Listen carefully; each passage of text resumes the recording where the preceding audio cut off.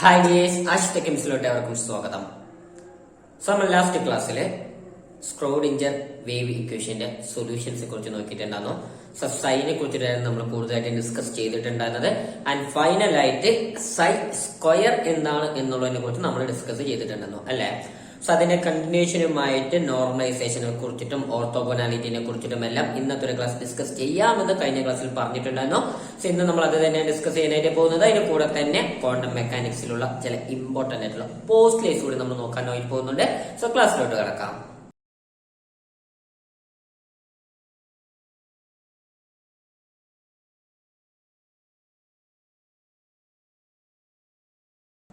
So dears, നമ്മളുടെ സ്ക്രോഡിഞ്ചർ wave ഇക്വേഷന്റെ ഒരു സൊല്യൂഷൻ ആണ് സൈ എന്ന് പറയുന്ന വേവ് ഫംഗ്ഷൻ എന്ന് കരുതുക. അപ്പോൾ ആ സൈ എന്ന് പറഞ്ഞ വേവ് ഫംഗ്ഷനെ വേറെ ഏതെങ്കിലും ഒരു കോൺസ്റ്റന്റ് ഉപയോഗിച്ച് നമ്മൾ മൾട്ടിപ്ലൈ ചെയ്ത് കഴിഞ്ഞാൽ ആ കിട്ടുന്ന ആൻസറും ആ സ്ക്രോഡിഞ്ചർ ഇക്വേഷന്റെ ഒരു സൊല്യൂഷൻ ആയിട്ടാണ് ബിഹേവ് ചെയ്യുക. സോ ഫോർ എക്സാമ്പിൾ, നമുക്ക് സൈ എന്ന് പറഞ്ഞ സൊല്യൂഷൻ കിട്ടിയിട്ടുണ്ടെങ്കിൽ ആ സൈനെ 2 കൊണ്ട് മൾട്ടിപ്ലൈ ചെയ്യുക. അപ്പൊ 2 സൈ അതും ഒരു സൊല്യൂഷൻ ആണ്. 3 സൈ, 4 സൈ, അങ്ങനെ ആ സൈ എന്ന് പറഞ്ഞ നമ്പറിനെ ആ ഒരു സൊല്യൂഷനെ വേറെ ഏത് കോൺസ്റ്റന്റ് വെച്ച് മൾട്ടിപ്ലൈ ചെയ്താലും ആ കിട്ടുന്നത് മുഴുവനും ഓരോരോ സൊല്യൂഷൻസ് ആയിരിക്കും. പക്ഷെ അതിൽ അക്സെപ്റ്റബിൾ സൊല്യൂഷൻ ഏതാണ് എന്നുള്ളത് നമ്മൾ കറക്റ്റ് ആയിട്ട് മെഷർ ചെയ്ത് എടുക്കുക തന്നെ വേണം. സോ എനിവേ സൈ ഒരു സൊല്യൂഷൻ ആണെങ്കിൽ അതിനെ മറ്റു കോൺസ്റ്റന്റ് വെച്ച് മൾട്ടിപ്ലൈ ചെയ്യുമ്പോൾ കിട്ടുന്നതെല്ലാം ഇത് തന്നെയാണ് സൊല്യൂഷൻസ് തന്നെയായിരുന്നു. സോ നമ്മൾ ഫൈനലായിട്ട് പറഞ്ഞു വെച്ചിരുന്നത് എന്തായിരുന്നു? സൈ സ്ക്വയർ അല്ലെ. സൈ സ്ക്വയർ എന്താണ്? സൈ സ്ക്വയർ അല്ലെങ്കിൽ സൈ ഇൻറ്റു സൈ സ്റ്റാർ. അതെന്താണ് നമ്മൾ പറഞ്ഞത്? The probability of finding the particle അല്ലെ. ആ പാർട്ടിക്കിളിനെ കണ്ടെത്താനുള്ള ആ ഒരു പ്രോബബിലിറ്റിനെയാണ് അത് റെപ്രസെന്റ് ചെയ്യുന്നത്. സോ നമ്മൾ സാധാരണ സ്പേസിനെ കുറിച്ച് പറയുമ്പോൾ അവിടെ 3 ആക്സിസുകൾ വരും അല്ലെ. ഡി എക്സ്, വൈ, സെഡ് എന്ന് പറഞ്ഞിട്ട് 3 ആക്സിസുകൾ വരും. സോ നമുക്കൊന്ന് കൺസിഡർ ചെയ്ത് നോക്കാം. സൈ ഇൻറ്റു സൈ സ്റ്റാർ. സൈ ഇൻറ്റു സൈ സ്റ്റാർ അത് എന്തിനെ റെപ്രസെന്റ് ചെയ്യുന്നു? നമ്മളുടെ പ്രോബബിലിറ്റിനെ റെപ്രസെന്റ് ചെയ്യുന്നു. Probability of finding the particle. Okay, അത് സ്പേസിലാണ് അല്ലെ. അപ്പൊ ഡി എക്സും ഡി വൈയും ഡി സെഡും ആ 3 ആക്സിസും കൂടി ചേർന്ന് വരും. അപ്പൊ ഇതിനെ ഇന്റഗ്രേഷൻ ചെയ്ത് കഴിഞ്ഞാൽ അതിന്റെ ആൻസർ എത്രയായിരിക്കും? 1. കാരണം ഏതൊരു പാർട്ടിക്കിളിന്റെയും പ്രോബബിലിറ്റി ഒന്നാണല്ലോ. ഈ പാർട്ടിക്കിൾ തന്നെ ആണെന്നില്ല, നമ്മൾ മാത്സിലെ എവിടെ പ്രോബബിലിറ്റി പഠിച്ചിട്ടുണ്ടെങ്കിലും ടോട്ടൽ പ്രോബബിലിറ്റി എപ്പോഴും എത്രയായിരിക്കും? 1 ആയിരിക്കും അല്ലെ. ഇപ്പൊ ഫോർ എക്സാമ്പിൾ, ഒരു കോയിനെ ടോസ് ചെയ്തു. ഹെഡും വീഴാം, ടെയിലും വീഴാം. ഹെഡ് വീഴാനുള്ള പ്രോബബിലിറ്റി 1/2, ടെയില് വീഴാനുള്ള പ്രോബബിലിറ്റിയും 1/2. രണ്ടും കൂടി ആഡ് ചെയ്ത് കഴിഞ്ഞാൽ ആൻസർ 1 എന്നാണ് കിട്ടുക അല്ലെ. ഒരു ഡൈ ഇട്ടു, 1 എന്നുള്ള നമ്പർ കിട്ടാനുള്ള പ്രോബബിലിറ്റി 1/6, 2 എന്നുള്ള നമ്പർ കിട്ടാനുള്ള പ്രോബബിലിറ്റി 1/6. അങ്ങനെ എല്ലാ പ്രോബബിലിറ്റിയും കൂടി ചെയ്ത് കഴിഞ്ഞാൽ 1 എന്നാണ് കിട്ടുക. സോ അതേപോലെ തന്നെയാണ്. അപ്പൊ ഇവിടെ സൈ ഇൻറ്റു സൈ സ്റ്റാർ എന്ന് പറയുന്ന ആ ഒരു സംഭവത്തിനെ ഇന്റഗ്രൽ ചെയ്യാണ് ഓവർ ഓൾ സ്പേസ്, മൊത്തം സ്പേസിൽ. അതുകൊണ്ടാണ് ഡി എക്സും ഡി വൈയും ഡി സെഡും എഴുതിയത്. X axis, Y axis, Z axis എന്ന് ടോട്ടൽ സ്പേസിലാണ് ഇന്റഗ്രേഷൻ ചെയ്യാൻ പോകുന്നത്. സോ നമ്മളിവിടെ ട്രിപ്പിൾ ഇന്റഗ്രേഷൻ ചെയ്യണം. കാരണം 3 ചെയ്ത് ഡി എക്സും ചെയ്ത് ഡി വൈയും ചെയ്ത് ഡി സെഡും ചെയ്ത്. അപ്പൊ ഇത് 3 കൂടി ചെയ്യുന്നതിന് നമുക്ക് ടോട്ടലായിട്ട് എന്ന് പറയാം, ഓൾ സ്പേസ് എന്ന് പറയാം. ടോട്ടൽ സ്പേസിലാണ് നമ്മൾ ചെയ്യാനായിട്ട് പോകുന്നത്. അങ്ങനെ ചെയ്ത് കഴിഞ്ഞാൽ അതിന് ആൻസർ എന്തായിരിക്കും കിട്ടുക? 1 എന്നായിരിക്കും കിട്ടുക. ഓക്കെ, അപ്പൊ ഇത്രയും വലുത് എഴുതുന്നതിന് ഒന്ന് സിംപ്ലിഫൈ ചെയ്ത് എഴുതിയാലോ. എങ്ങനെ?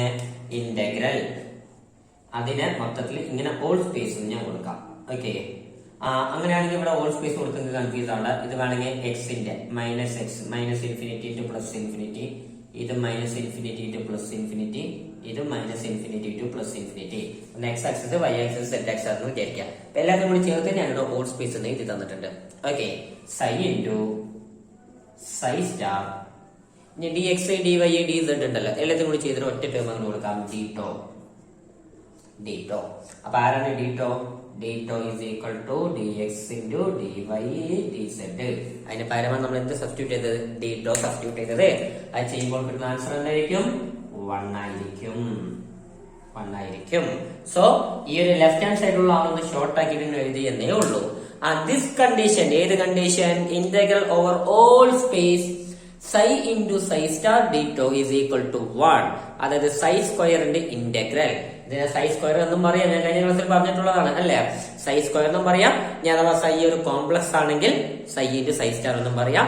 സോ അതിന്റെ ഇന്റഗ്രലിന്റെ വാല്യൂ 1 വരുന്നു. ഇതിന് പറയുന്ന പേരാണ് നോർമാലിറ്റി അല്ലെങ്കിൽ നോർമലൈസേഷൻ, ആ വേവ് ഫംഗ്ഷന്റെ നോർമലൈസേഷൻ കണ്ടീഷൻ എന്ന് പറയുന്നത്.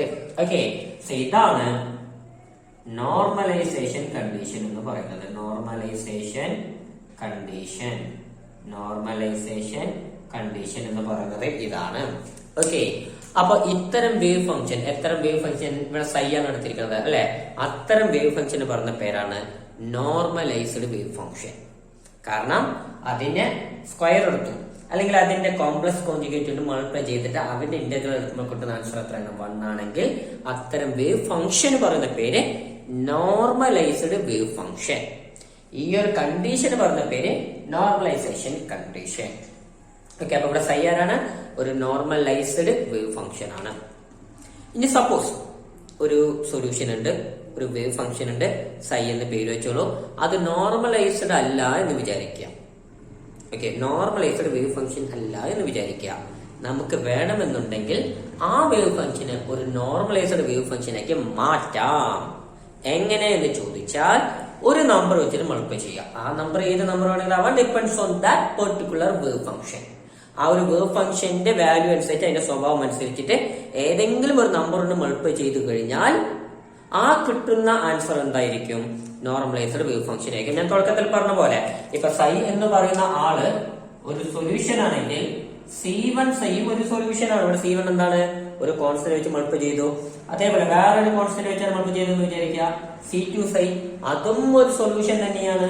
C3 psi അതും ഒരു സൊല്യൂഷൻ തന്നെയാണ്. സോ psi എന്ന് പറഞ്ഞ ആ വേവ് ഫംഗ്ഷൻ ഒരു സൊല്യൂഷൻ ആണെങ്കിൽ അതിന് പറയുക ഏത് നമ്പർ വെച്ച് മൾട്ടിപ്ലൈ ചെയ്താൽ കിട്ടുന്നത് മുഴുവനും എന്ത് തന്നെയാണ്?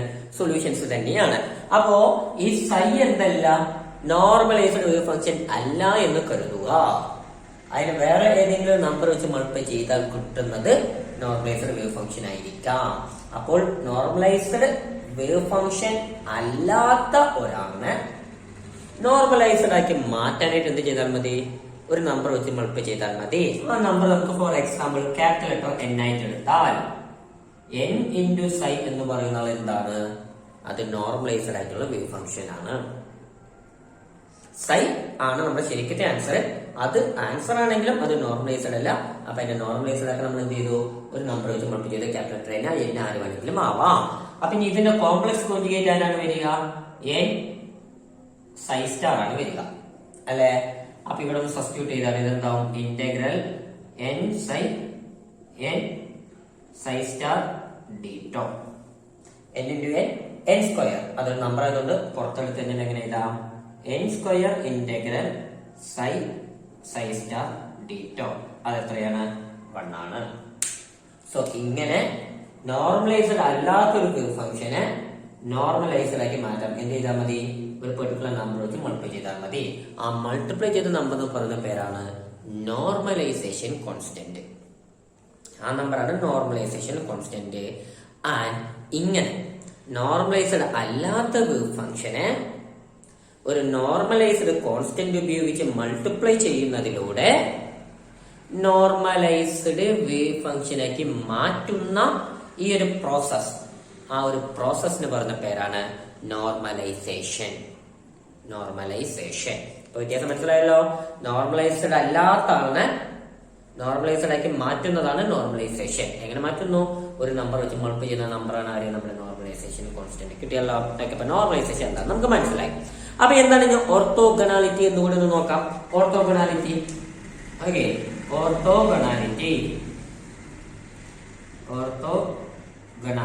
എന്താണെന്ന് കൂടി നമുക്കൊന്ന് നോക്കാം. ഓക്കെ, അപ്പൊ നമുക്കറിയാം ഒരു പെർട്ടിക്കുലർ സ്ക്രോഡിഞ്ചർ ഇക്വേഷൻ എടുത്താല് അതിന് ഇൻഫിനിറ്റ് നമ്പർ ഓഫ് സൊല്യൂഷൻസ് ഉണ്ട് അല്ലെ. ഇപ്പൊ പറഞ്ഞ പോലെ psi സൊല്യൂഷൻ ആണെങ്കിൽ C1 psiയും C2 psiയും C3 psiയും C4 psiയും C5 psi എന്ന് പറഞ്ഞിട്ട് ഇഷ്ടം പോലെ സൊല്യൂഷൻസ് ഉണ്ടാവും. അതിൽ രണ്ട് പെർട്ടിക്കുലർ സൊല്യൂഷൻസ് നമുക്കൊന്ന് കൺസിഡർ ചെയ്യാം.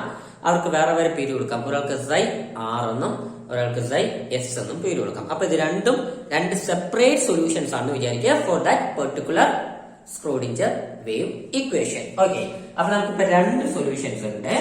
ഒന്ന് psi R ഉം പിന്നൊന്ന് psi S ഉം. ഇവർക്ക് കറസ്പോണ്ടിങ് ആയിട്ട് അവനവന്റെ എനർജീസും ഉണ്ടെന്ന് വിചാരിക്കുക. നമ്മൾ ഓൾറെഡി കഴിഞ്ഞ ക്ലാസ്സിൽ പഠിച്ചിട്ടുണ്ട്. ലാപ്ലേസിയൻ ഓപ്പറേറ്ററും ഹെർമീഷ്യൻ ഓപ്പറേറ്ററും ഹാമിൽട്ടൺ ഓപ്പറേറ്ററും ഐഗൻ ഫംഗ്ഷൻസ് ഒക്കെ നോക്കിയിട്ടുണ്ട്. സോ ഈ സൈക്ക് കറസ്പോണ്ടിങ് ആയിട്ട് എന്തുണ്ട്, എനർജി വാല്യൂസും കൂടി ഉണ്ടെന്ന് വിചാരിച്ചു വെച്ചോളൂ. എനിവേ ഓർത്തോഗണാലിറ്റി കണ്ടീഷൻ എന്ന് വെച്ചാലുള്ള അർത്ഥം എന്താണെന്ന് ചോദിച്ചാൽ integral psi R psi S D tau അതിന്റെ വാല്യൂ 0 ആയിരിക്കും. സ്ക്രോഡിഞ്ചർ ഇക്വേഷന്റെ ഏതെങ്കിലും രണ്ട് solutions, infinite number of solutions ഉണ്ട്. ഏതെങ്കിലും രണ്ട് സൊല്യൂഷൻസിന്റെ പ്രോഡക്റ്റ്, ആ പ്രോഡക്റ്റിന്റെ ഇന്റഗ്രൽ അതിന്റെ വാല്യൂ 0 ആണെങ്കിൽ അവർക്ക് എന്ത് പറയുന്നു, ഓർത്തോഗണാലിറ്റി കണ്ടീഷൻ ഫോളോ ചെയ്തു എന്നാണ് നമ്മൾ പറയുക. So they are orthogonal. Okay, so ഇതാണ് ഓർത്തോഗണാലിറ്റി കണ്ടീഷൻ. അത് നോർമലൈസേഷൻ കണ്ടീഷൻ ആണെങ്കിൽ ഇതാണ് orthogonality condition. Integral psi R psi S D tau equal to 0. ഇവിടെ ആർ മെസ്സേജ് ജസ്റ്റ് സിംപ്ലിസിറ്റിക്ക് വേണ്ടി കൊടുത്ത രണ്ട് ലെറ്റേഴ്സ് ആണ്, അത്ര തന്നെ. സൈ എ സൈ ബി എന്ന് കൊടുക്കാം, സൈ 1 സൈ 2 നോക്കാം, ദാറ്റ്സ് അപ് ടു യു. അപ്പൊ നമ്മൾ സൈ ആർ സൈ എസ് എന്ന് കൊടുത്തു എന്ന് മാത്രം. അപ്പൊ ഓർത്തോഗണാലിറ്റി കണ്ടീഷൻ എന്താണെന്ന് മനസ്സിലായല്ലോ. ഓക്കെ, ഇത് കിട്ടിയല്ലോ. ഓക്കെ, അപ്പോ ഈ നോർമാലിറ്റി കണ്ടീഷനെയും ഈ ഓർത്തോഗണാലിറ്റി കണ്ടീഷൻ കൂടി ചേർത്ത് കഴിഞ്ഞാൽ ഓർത്തോനോർമാലിറ്റി കണ്ടീഷൻ നമുക്ക് കിട്ടും. രണ്ടിനും കൂടി ചേർത്തിട്ട് നമുക്ക് അങ്ങനെ എഴുതാവുന്നതേ ഉള്ളൂ. അതെങ്ങനെ എഴുതുക എന്ന് ചോദിച്ചാൽ സിമ്പിൾ, ഇത്ര തന്നെ ഉള്ളൂ. ഇന്റഗ്രൽ അത് ഹോൾ സ്പേസ് ആണ്, ഹോൾ സ്പേസ് തന്നെയാണ്. Psi R psi S D tau equal to either 0 വരും അല്ലെങ്കിലോ 1 വരും. ഈക്വൽ ടു 0 വരും അല്ലെങ്കിൽ 1 വരും. അപ്പൊ ഇതിന് നമ്മൾ എങ്ങനെ എഴുതുന്നു എന്ന് ചോദിച്ചാൽ ഇങ്ങനെ ഒരു ഡെൽറ്റ വെച്ചിട്ട് റെപ്രസെന്റ് ചെയ്യുന്നു. ഇങ്ങനത്തെ ഒരു ഡെൽറ്റ വെച്ചിട്ട് നമ്മൾ റെപ്രസെന്റ് ചെയ്യുന്നു. ആ ഡെൽറ്റന്റെ പേരാണ് ക്രോണെക്കർ ഡെൽറ്റ. ഇവന്റെ പേരാണ് ക്രോണെക്കർ ഡെൽറ്റ. ക്രോണെക്കർ ഡെൽറ്റ. എന്തായി ക്രോണെക്കർ ഡെൽറ്റന്റെ ഇമ്പോർട്ടൻസ് എന്ന് വെച്ചാൽ, ഇപ്പൊ ആറും എസും ഒരേ നമ്പർ ആണെന്ന് വിചാരിക്കുക, ആർ ഈക്വൽ ടു എസ് ആണെന്ന് വിചാരിക്കുക. അപ്പൊ അതിനർത്ഥം ഇത് രണ്ടും ഒരേ സൊല്യൂഷൻ ആണ്. അപ്പൊ ഒരേ സൊല്യൂഷൻ എന്ന് വെച്ചാൽ ഒന്ന് സൊല്യൂഷനും ഒന്ന് അതിന്റെ കോംപ്ലക്സ് കോഞ്ചുഗേറ്റും അല്ലെ. ഇപ്പൊ C1 സൈയും C2 സൈയും വേറെ വേറെ സൊല്യൂഷൻസ് ആണ്. പക്ഷെ C1 സൈയും C1 സൈയും ഒരേ സൊല്യൂഷൻ തന്നെയാണ്. അപ്പൊ ആറും എസും സെയിം നമ്പർ ആയാൽ ഇത് ഒരേ സൊല്യൂഷൻ എന്നർത്ഥം. അതായത് ഒന്ന് സൈ ആണെങ്കിൽ ഒന്ന് സൈ സ്റ്റാർ ആണെന്നർത്ഥം. അപ്പോൾ ആർ ഈക്വൽ ടു എസ് ആണെങ്കിൽ ഡെൽറ്റയുടെ വാല്യൂ ഒന്നായിരിക്കും. നമ്മുടെ നോർമലൈസേഷൻ കണ്ടീഷൻ അത് സാറ്റിസ്ഫൈ ചെയ്തു എന്നർത്ഥം. Suppose r not equal to s ആണെങ്കിൽ ആ ഡെൽറ്റയുടെ വാല്യൂ 0 ആയിരിക്കും. R not equal to s എന്ന് പറഞ്ഞാൽ അർത്ഥം വേറെ വേറെ സൊല്യൂഷൻസ് ആണ്. സോ വേറെ വേറെ സൊല്യൂഷൻസ് ആകുമ്പോൾ ആ ഡെൽറ്റ 0 ആയും. കാരണം ഇന്റഗ്രൽ വാല്യൂ 0 ആണ്. കാരണം രണ്ട് പോസിബിലിറ്റി ആണ്, ഒന്ന് 0 അല്ലെങ്കിൽ 1. അപ്പൊ ഇതാണ് നമ്മുടെ ക്രോണിക്കൽ ഡെൽറ്റന്റെ ഒരു ഇമ്പോർട്ടൻസ് വരുന്നത്. സോ ഇങ്ങനെയാണ് നമ്മൾ നോക്കേണ്ടത്. കേട്ടല്ലോ. സോ ഇതാണ് ഓർത്തോ നോർമാലിറ്റി കണ്ടീഷൻ. ഇപ്പൊ ഇതാണ് ഓർത്തോ നോർമാലിറ്റി കണ്ടീഷൻ, അത് നോർമലൈസേഷൻ കണ്ടീഷൻ, ഇത് ഓർത്തോഗണാലിറ്റി കണ്ടീഷൻ. അപ്പൊ എല്ലാം വ്യക്തമായിട്ട് മനസ്സിലാക്കി വെക്കുക. സോ ഇത് ക്ലിയർ ആയിട്ടുണ്ടെങ്കിൽ നമുക്ക് ഇമ്പോർട്ടന്റ് ആയിട്ടുള്ള ടോപ്പിക് നോക്കാം, ക്വാണ്ടം മെക്കാനിക്സിന്റെ പോസ്റ്റുലേറ്റ്സ്. അപ്പോൾ നമ്മുടെ ക്വാണ്ടം മെക്കാനിക്സിലുള്ള പോസ്റ്റുലേറ്റ്സ് ഒരു 6 എണ്ണമാണ് നമുക്ക് പഠിക്കാനായിട്ടുള്ളത്. അല്ല 5 എണ്ണം ഓൾറെഡി നമ്മൾ പഠിച്ചു കഴിഞ്ഞു. കഴിഞ്ഞ 2 ക്ലാസ്സിലായിട്ട് ഇന്നത്തെയും കൂടി ഇതുവരെ എടുത്തതും കൂടി ചേർത്തുമ്പോൾ ഇത്രയും ക്ലാസ്സുകളായിട്ട് നമ്മൾ ആദ്യത്തെ 5 പോസ്റ്റേഴ്സും പഠിച്ചു കഴിഞ്ഞു. ഇനി ഒരെണ്ണം മാത്രമേ ബാക്കിയുള്ളൂ. പക്ഷെ എന്തായാലും 5 എണ്ണം എന്തെങ്കിലും നമുക്ക് ഒന്നുകൂടെ റിവൈൻഡ് ചെയ്ത് നോക്കാം. സോ ഫസ്റ്റ് പോസ്റ്റേഴ്സ് പറഞ്ഞാൽ കുറച്ച് സ്പീഡിൽ പറയാം, ശ്രദ്ധിച്ച് നോക്കിക്കോളൂ. ഏതൊരു സംഭവത്തിനെയും ഏതൊരു ഒബ്സർവബിളിനെയും നമുക്കൊരു വേവ് ഫംഗ്ഷൻ വെച്ചിട്ട് റെപ്രസെന്റ് ചെയ്യാനായിട്ട് സാധിക്കും.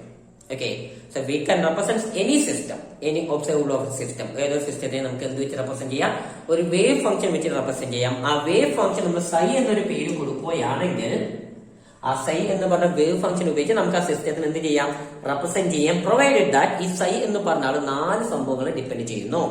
ഒന്ന് space coordinates XYZ along with time.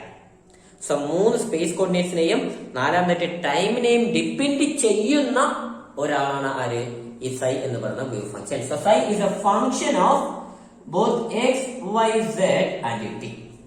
ഇത്തരം ഒരു സൈ വെച്ച് നമുക്ക് ആരെ റെപ്രസെന്റ് ചെയ്യാം, ഒരു ഫിസിക്കലി ഒബ്സർവബിൾ ആയിട്ടുള്ള ഒരു സിസ്റ്റത്തെ നമുക്ക് എന്ത് ചെയ്യാം, റെപ്രസെന്റ് ചെയ്യാനായിട്ട് സാധിക്കും. So any physically observable system can be represented by means of a wave function psi, which is a function of XYZ, the space coordinates, and t, the time. Okay, ഇതാണ് നമ്മുടെ ഫസ്റ്റ് പോസ്റ്റേഴ്സ് എന്ന് പറയുന്നത്. ഞാൻ രണ്ടാമത്തെ posters എന്താന്ന് വെച്ചാല് സ്ക്രോഡിഞ്ചർ ഇക്വേഷനെ solve ചെയ്യുമ്പോഴാണ് നമുക്ക് സൈ കിട്ടുക. So the solutions are obtained by means of solving the time dependent Schrodinger equation. അപ്പൊ time dependent Schrodinger equation solve ചെയ്യുമ്പോഴാണ് നമുക്ക് ആരെ കിട്ടുക? സൈനെ കിട്ടുക. സോ അങ്ങനെയുള്ള സൈസിന് മാത്രം നമുക്ക് അക്സെപ്റ്റ് ചെയ്യാനായിട്ട് സാധിക്കുകയുള്ളൂ. So time dependent Schrodinger equation വീണ്ടും ഞാൻ ഫുള്ളും എഴുതുന്നില്ല, ഷോർട്ടായിട്ട് ഞാൻ എഴുതി തരാം. സൈൻ നമുക്ക് ഷോർട്ടായിട്ട് എഴുതാം. h hat psi is equal to minus h cross divided by I dot psi by dot t.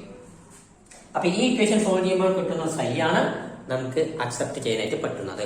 Okay, അപ്പൊ അതാണ് രണ്ടാമത്തെ പോസ്റ്റ്ലേറ്റ്സ്. അപ്പൊ എന്താണ് സൈ എന്ന് ആദ്യം പറഞ്ഞു, ഇനി എങ്ങനെ സൈ കിട്ടുന്നും പറഞ്ഞു. ഇനി മൂന്നാമതായിട്ട് ഈ സൈ കിട്ടിയാലും എല്ലാ സൈനും നമുക്ക് അക്സെപ്റ്റ് ചെയ്യാൻ പറ്റില്ല അല്ലെ? കഴിഞ്ഞ ക്ലാസ് പറഞ്ഞിട്ടുണ്ടായിരുന്നോ, സൈ അക്സെപ്റ്റബിൾ സൊല്യൂഷൻ ആവണം എന്നുണ്ടെങ്കിൽ ദാറ്റ് പെർട്ടിക്കുലർ വേവ് ഫംഗ്ഷൻ നമുക്ക് അക്സെപ്റ്റ് ചെയ്യാൻ പറ്റുന്നത് പോലുള്ള സൊല്യൂഷൻ ആവണമെന്നുണ്ടെങ്കിൽ ഇറ്റ് മസ്റ്റ് സാറ്റിസ്ഫൈ 4 കണ്ടീഷൻസ് അല്ലെ? 4 കണ്ടീഷൻ സാറ്റിസ്ഫൈ ചെയ്യണം. ഏതൊക്കെയാണ്? ഇറ്റ് മസ്റ്റ് ബി കണ്ടിന്യൂസ്, അത് കണ്ടിന്യൂസ് ആയിരിക്കണം. ഫിനിറ്റ് ആയിരിക്കണം. സിംഗിൾ വാല്യൂഡും ആയിരിക്കണം. ആൻഡ് ക്വാഡ്രാറ്റിക്കലി ഇന്റഗ്രബിളും ആയിരിക്കണം. 4 കണ്ടീഷനെ സാറ്റിസ്ഫൈ ചെയ്യുന്ന സൈനെ മാത്രമേ നമുക്ക് അക്സെപ്റ്റ് ചെയ്യാൻ സാധിക്കുകയുള്ളൂ. ഓക്കെ, അപ്പൊ അതാണ് നമ്മുടെ മൂന്നാമത്തെ പോസ്റ്റ്ലേറ്റ്സ് പറയുന്നത്. അപ്പൊ സൈ എന്താണെന്നും പറഞ്ഞു, അതെങ്ങനെ കിട്ടുന്നും പറഞ്ഞു, അതിനെ എപ്പോഴാണ് അക്സെപ്റ്റ് ചെയ്യാൻ സാധിക്കുക എന്നും പറഞ്ഞു. ഇതാണ് 3 പോസ്റ്റ്ലേറ്റ്സ് എന്ന് പറയുന്നത്. ഇനി നാലാമത്തെ പോസ്റ്റ്ലേറ്റ്സ് എന്താണെന്ന് നോക്കുകയാണെങ്കിൽ ഞാൻ കഴിഞ്ഞ ക്ലാസ്സിൽ പറഞ്ഞതുപോലെ തന്നെയാണ്. നിങ്ങൾ ആ വീഡിയോ കണ്ടിട്ട് നിങ്ങൾക്ക് ഓർമ്മയുണ്ടാവും. ക്ലാസിക്കൽ മെക്കാനിക്സിലുള്ള ഓരോ ഫിസിക്കലി ഒബ്സർവബിൾ പ്രോപ്പർട്ടീസിനും പാരാമീറ്റേഴ്സിനും ഓരോന്നിനും കറസ്പോണ്ടിങ് ആയിട്ട് നമ്മുടെ ക്വാണ്ടം മെക്കാനിക്സിൽ ഒരു ലീനിയർ ഹെർമിഷ്യൻ ഓപ്പറേറ്റർ ഉണ്ട്. So there is a linear Hermitian operator corresponding to all the physically observables in the classical mechanics in the quantum mechanics. So classical mechanics ലുള്ള ഓരോ ഒബ്സർവബിളിന് corresponding ആയിട്ടാണ് ഇവിടെ ക്വാണ്ടം മെക്കാനിക്സിൽ നമുക്ക് എന്തുണ്ട്? ലീനിയർ ഹെർമിഷ്യൻ ഓപ്പറേറ്റേഴ്സ് ഉണ്ട്. അങ്ങനെ 1-2 ഓപ്പറേറ്റേഴ്സിനെ കുറിച്ച് ഞാൻ അന്നത്തെ ക്ലാസ്സിൽ എഴുതി തന്നിട്ടുണ്ടാകുന്നതാണ് തോന്നുന്നത്. ഓക്കെ, അപ്പൊ ഒന്ന് കണ്ടു നോക്കുക. ഇപ്പൊ എക്സ് പൊസിഷനെ വെച്ച് പറയുമ്പോൾ, മൊമെന്റത്തിനെ വെച്ച് പറയുമ്പോൾ, മൾട്ടിപ്ലിക്കേഷൻ വിത്ത് എക്സ് പറഞ്ഞു, കൈനറ്റിക് എനർജി കാണിച്ചു ഞാൻ അല്ലെ? സോ അതൊക്കെ ഒന്ന് ഓർത്ത് നോക്കുക. അപ്പൊ അതാണ് നമ്മുടെ നാലാമത്തെ പോസ്റ്റ്ലേറ്റ്സ്. ഇനി അഞ്ചാമതായിട്ട് പഠിക്കാൻ പറയുന്നത് ഈ വാല്യൂസ് ആണ്, ഐജൻ വാല്യൂസ്. അത് നമ്മൾ കഴിഞ്ഞ ക്ലാസ്സിൽ തന്നെ പറഞ്ഞിട്ടുള്ള കാര്യം തന്നെയാണ്. സൈ കിട്ടിയിട്ടുണ്ടെങ്കിലും അത് സാറ്റിസ്ഫൈ ചെയ്യുന്ന ഐജൻ വാല്യൂ ഇക്വേഷൻ, ആ ഇക്വേഷനിൽ വരുന്ന ഐജൻ വാല്യൂസിന് മാത്രം നമുക്ക് എന്ത് ചെയ്യാനായിട്ട് സാധിക്കുള്ളൂ? അക്സെപ്റ്റ് ചെയ്യാൻ സാധിക്കുള്ളൂ അല്ലെ? അപ്പൊ എന്താണ് നമ്മുടെ eigen value equation? For example h hat psi is equal to E into psi. ഇവിടെ E എന്ന് പറയുന്നത് എന്താണ്? ഒരു ഐജൻ വാല്യൂ ആണ്. എഴുതിയിരിക്കുന്നത് ഒരു ഐജൻ വാല്യൂ ഇക്വേഷൻ ആണ്. അതിൽ E എന്ന് പറയുന്നതാണ് നമ്മുടെ ഐജൻ വാല്യൂ. അപ്പൊ ഇനെ നമുക്ക് എന്തായിട്ട് എടുക്കാനായിട്ട് സാധിക്കും? നമ്മുടെ ഒരു സൊല്യൂഷൻ വരുന്ന വാല്യൂ ആയിട്ട് എടുക്കാനായിട്ട് സാധിക്കും. സോ ഐജൻ വാല്യൂസിന് മാത്രം നമുക്ക് എന്ത് ചെയ്യാനായിട്ട് സാധിക്കുള്ളൂ? അക്സെപ്റ്റ് ചെയ്ത് എടുക്കാനായിട്ട് സാധിക്കുള്ളൂ. അതാണ് അഞ്ചാമത്തെ പോസ്റ്റ്ലേറ്റ്സ് പറയുന്നത്. ഇത് 5ഉം നമ്മൾ ഓൾറെഡി പഠിച്ചു വെച്ചിട്ടുള്ള കാര്യങ്ങൾ. അതുകൊണ്ട് നേരത്തെ സ്പീഡിൽ പറഞ്ഞത്. ആറാമതായിട്ടുള്ള നമ്മൾ പുതിയതായിട്ട് പഠിക്കാനായിട്ട് പോകുന്നത് ആവറേജ് വാല്യൂ. അപ്പൊ നമുക്കൊരു ഓപ്പറേറ്റർ ഉണ്ടെന്ന് വിചാരിക്കാം. ഫോർ എക്സാമ്പിൾ ആ ഓപ്പറേറ്റർക്ക് ഞാൻ എ ഹാറ്റ് എന്ന് പേര് കൊടുക്കുന്നു. എ ഹാറ്റ് എന്നൊരു പേര് ഞാൻ ആ ഓപ്പറേറ്റർക്ക് കൊടുക്കുന്നു. അപ്പൊ ആ ഓപ്പറേറ്റർ ആരുടെ ഓപ്പറേറ്റർ ആണ്? ക്ലാസിക്കൽ മെക്കാനിക്സിലുള്ള ഒരു ഒബ്സർവബിൾ ആണ് എ എന്ന് വിചാരിക്കുക. ക്ലാസിക്കൽ മെക്കാനിക്സിലുള്ള ഒരു ഒബ്സർവബിൾ ആണ് എ. ആ എക്ക് കറസ്പോണ്ടിങ് ആയിട്ടുള്ള ക്വാണ്ടം മെക്കാനിക്സിലുള്ള ലീനിയർ ഹെർമിഷ്യൻ ഓപ്പറേറ്റർ ആണ് ആര്? A hat. സോ ക്ലാസിക്കൽ മെക്കാനിക്സിലുള്ള ഇയാൾക്ക് പകരമായിട്ട് നമുക്കുള്ള ആളാണ് ഇയാൾ. ഓക്കെ, അപ്പൊ ഈ ഒരു ഓപ്പറേറ്റർ ഉണ്ടെങ്കിൽ ആ ക്ലാസിക്കൽ മെക്കാനിക്സ് നമുക്കുള്ള ആ ഒരു സംഭവം ഉണ്ടല്ലോ, ഒരു ഒബ്സർവബിൾ ഉണ്ടല്ലോ എ, അതിന്റെ ആവറേജ് വാല്യൂ കണ്ടുപിടിക്കാനായിട്ടുള്ള ഇക്വേഷൻ നമ്മൾ നോക്കാനായിട്ട് പോകുന്നത്. സോ ആ ഒരു ഒബ്സർവബിളിന്റെ ആവറേജ് വാല്യൂ, മറ്റൊരു രീതിയിൽ പറഞ്ഞാൽ എക്സ്പെക്ടേഷൻ വാല്യൂ, അത് കണ്ടുപിടിക്കാനായിട്ട് പോവുകയാണ്. അത് എങ്ങനെയാണ് റെപ്രസെന്റ് ചെയ്യുന്നത് ചോദിച്ചാൽ ഇങ്ങനെ. സോ ഇങ്ങനെ എഴുതിയാലുള്ള അർത്ഥം ആവറേജ് വാല്യൂ എന്നാണ് അർത്ഥം. Average value. ഓക്കെ, അത് കണ്ടുപിടിക്കാനായിട്ട് നമ്മുടെ ഇക്വേഷൻ എങ്ങനെയാണ്? Integral psi star. സൈ ആണ് നമ്മുടെ വേവ് ഫംഗ്ഷൻ. അപ്പൊ സൈ സ്റ്റാർ എന്ന് വെച്ചാൽ അതിന്റെ എന്താണ്? കോംപ്ലക്സ് കോഞ്ചുഗേറ്റ് ആണ്. A hat psi d tau the whole divided by integral psi star psi d tau. ഇതാണ് എന്ത് കണ്ടുപിടിക്കാനായിട്ടുള്ള ഇക്വേഷൻ? ആവറേജ് വാല്യൂ അല്ലെങ്കിൽ expectation value. So average value or expectation value കണ്ടുപിടിക്കാനുള്ള ഇക്വേഷൻ ഇതാണ്. ഇന്റഗ്രൽ psi star a hat psi d to the whole divided by integral psi star psi d to.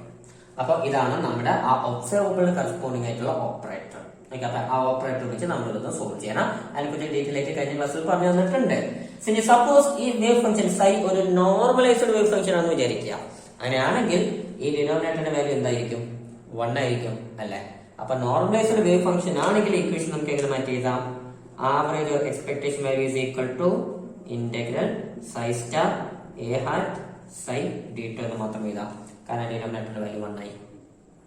Okay, ഇതാണ് concept. So ഇങ്ങനെ 6 possibilities നമുക്ക് പഠിക്കാനായിട്ടുള്ളത്. Okay, അപ്പൊ 6 നന്നായിട്ട് നോക്കി വെക്കാം. എന്തെങ്കിലും ഡൗട്ട് ഉണ്ടെങ്കിൽ തീർച്ചയായിട്ടും നിങ്ങൾക്ക് ചോദിക്കാം. പിന്നെ നമുക്ക് നോക്കാനായിട്ടുള്ളത് പാർട്ടിക്കിളിന്റെ 1 ഡൈമെൻഷൻ ബോക്സും അതുപോലെ 3 ഡൈമെൻഷൻ ബോക്സുമാണ്.